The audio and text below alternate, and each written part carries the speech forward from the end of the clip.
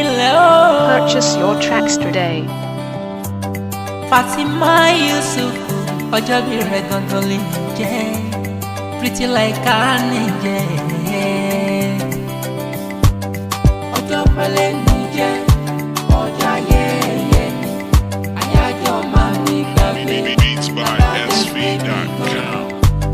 Fatima Yusuf lẹ́ ọlọ́jọ́ ìbí òní. Happy birthday to you, ìgbà ọdún ọdún kan ní. Ìgbà ọdún kan ní. Purchase your tracks today.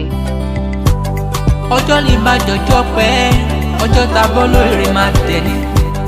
Fatima Yusuf yẹ it's your birthday. Ọjọ́ dùnú dẹ̀ ló jẹ́ Olódùmarè tó ka ọ̀yẹ́. Ọ̀pọ̀ lẹ́jọ́ ṣọdún tó kọjá lọ́dún yìí sọdẹ̀ sí wọ́n rárá. Ọjọ́ pẹ̀lẹ́ ní jẹ́ ọjọ́ ayẹyẹ ni àyájọ́ máa ní gbàgbé. Takadas baby gonna Fatima Yusuf lẹ́ ọlọ́jọ́ ìbí òní. Happy birthday to you. Purchase your tracks today. Fọláṣadé ló pè mí lónìí pé ọjọ́ bí rẹ̀ gangan lẹ́yìn jẹ́. Orí Fatima Yusuf ọ̀rẹ́ òun ó dẹ̀ tún ti lé lọ́dún sí. Ó ní wá dàgbà wá dòfó onífọdélé yìí ṣàṣẹ mọ́. Beats by SV.com. Wájú lọ pẹ́ bí ti rè sí onífàwọn di rẹ̀yìn láéláé. Ó ṣọjọ́ bí rẹ̀ lónìí wá túbọ̀ ṣọpọlọpọ̀ dùn láyé. Happy birthday to you. Purchase your tracks Happy today. birthday to you. Ọjọ́ pẹ̀lẹ́ ní jẹ́ ọjọ́ ayẹyẹ ni àyájọ́ máa ní gbàgbé. Takadas baby gangan Fatima Yusuf lẹ́ ọlọ́jọ́ ìbí òní.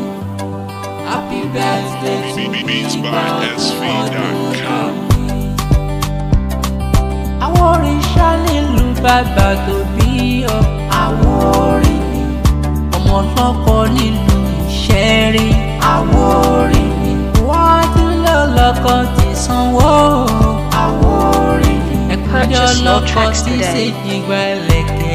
Àwọn orin ni ògèdègèdè ọlọ́kọ tí tọ̀yẹ̀bẹ̀ lórí omi. Àwọn orin ni ọmọ káfọ́ pa wá káfọ́ jẹ wá o.